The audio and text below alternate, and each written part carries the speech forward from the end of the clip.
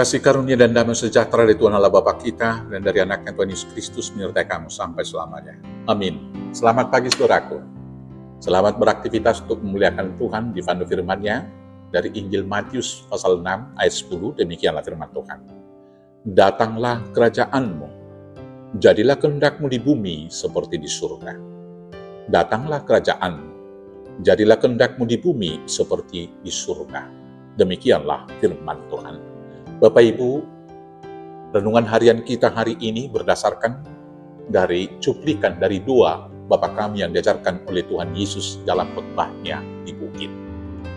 Doa ini mengajarkan kepada kita bahwa setiap umat percaya adalah orang yang dipakai oleh Tuhan menyatakan kerajaannya di dunia dan mengupayakan serta memelihara itu terus-menerus agar boleh terwujud di dunia.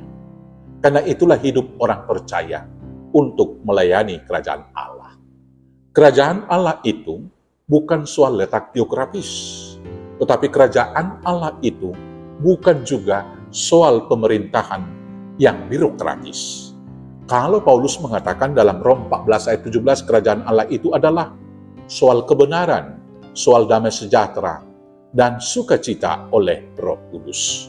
Kerajaan Allah bukanlah soal makanan dan minuman, tetapi soal kebenaran, damai sejahtera, dan sukacita oleh Roh Kudus.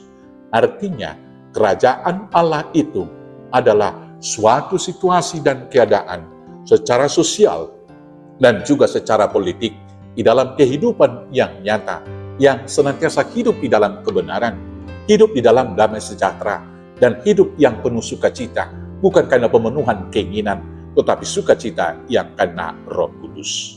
Maka kalau kita berdoa datanglah kerajaan-Mu, hal itu berarti supaya kita hidup di dunia, hidup di bumi, senantiasa hidup dalam kebenaran. Kebenaran yang mutlak dan yang hakiki adalah firman Tuhan. Sebab kebenaran dunia selalu berubah-ubah, apalagi dalam kehidupan sosial, dalam kontrak sosial, di dalam sebuah komunitas. Kebenaran adalah kebenaran yang disepakati bersama. Tetapi itu harus kita ukur sekali lagi dengan ukuran yang fundamental dari kebenaran itu, yaitu berdasarkan firman Tuhan. Dengan hidup berdasar dengan firman Tuhan, kita akan dimampukan untuk konsisten hidup dalam kerajaan Allah di dalam kebenaran yang hakiki. Dalam kebenaran yang berubah-ubah itu, di sanalah umat Kristen dipanggil untuk tidak sama dengan dunia.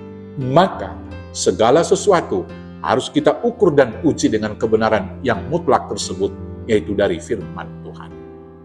Yang kemudian kalau kita berdoa, datanglah kerajaan-Mu, berarti kita hidup damai sejahtera di dalam dunia ini. Syarat untuk hidup damai sejahtera di dalam kehidupan pribadi dan hidup di dunia, pertama sekali, kita harus berdamai dengan Tuhan. Orang yang diperdamaikan dengan Tuhan tidak akan dikejar-kejar oleh kuasa dosa dan maut. Orang yang telah hidup di dalam Tuhan yang diperdamaikan dengan Bapa, dia hidupnya tidak akan lagi ketakutan dan cemas, karena dia tahu jaminan hidupnya telah disediakan, makanan sehari-hari, dan juga masa depan besok telah disediakan oleh Tuhan. Orang yang hidup berdamai dengan Tuhan kemudian akan boleh berangkat hidup berdamai dengan diri sendiri. Karena orang yang tidak diperdamaikan dengan dosanya, tentu dia tidak akan tetap di dalam sukacita dan damai sejahtera Tuhan, karena hidupnya gelisah.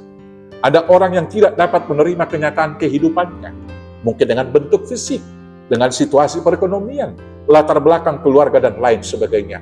Itu harus kita terima semua sebagai anugerah dari Tuhan. Setelah kita berdamai dengan diri sendiri, mensyukuri keberadaan kita sebagaimana kita ada sekarang, maka kita kemudian dapat berdamai dengan semua orang. Panggilan hidup berdamai itu adalah amanah bagi kita, karena firman Tuhan berkata di dalam Roma 12, sedapat-dapatnya, kalau itu bergantung kepada kamu, usahakanlah hidup berdamai kepada semua orang. Dengan berdamai, kita membangun kerajaan Allah di sana. Kemudian hidup bersukacita. Saudaraku yang terkasih dalam Yesus Kristus, banyak orang berpikir sukacita itu diperoleh adalah apabila semua keinginannya terwujud. Fakta di dunia, sering sekali keinginan berbanding terbalik dengan kenyataan. Dan hal itu tentunya akan sangat pahit. Dan kemudian orang berpikir pemenuhan keinginan itu dipakai dan dapat diperoleh adalah dengan alat-alat yang ada di dunia, yaitu harta, jabatan, dan juga nama besar atau gengsi atau prestis. Bila pengejaran itu yang dilakukan, maka tentunya orang tidak akan pernah bersuka cita sepanjang hidupnya sampai akhir hayat. Tapi sukacita yang dikatakan di sini bukan sukacita karena pemenuhan keinginan, tapi sukacita karena Roh Kudus. Sukacita karena Roh Kudus adalah orang-orang yang dapat melihat bahwa bila hidup sekarang ini diterima, itu hanya karena anugerah Tuhan semata. Maka bukan soal berapa besar yang dimiliki seseorang supaya dapat bersukacita, tapi soal bagaimana dia mensyukuri apa yang ada dan menikmati berkat yang ada pada kehidupannya sekarang. Lebih daripada itu, sukacita karena Roh Kudus adalah karena tahu Tuhan telah mengampuni dosa. Sukacita karena Roh Kudus adalah karena tahu Tuhan telah menjamin hidup sekarang. Sukacita karena Roh Kudus adalah karena tahu Tuhan telah menyediakan hari besok, masa depan, dan hidup kekal bagi kita. Hidup sekarang ini tujuannya bukan memperoleh sebanyak-banyaknya, tapi untuk memberi sebanyak-banyaknya. Artinya berbuah. Maka karena itulah firman Tuhan mengatakan adalah lebih berbahagia orang yang memberi daripada yang menerima. Karena kita diciptakan bukan untuk memiliki semuanya, tetapi untuk memberi kepada semuanya. Maka hidup kita harus berguna menjadi berkat.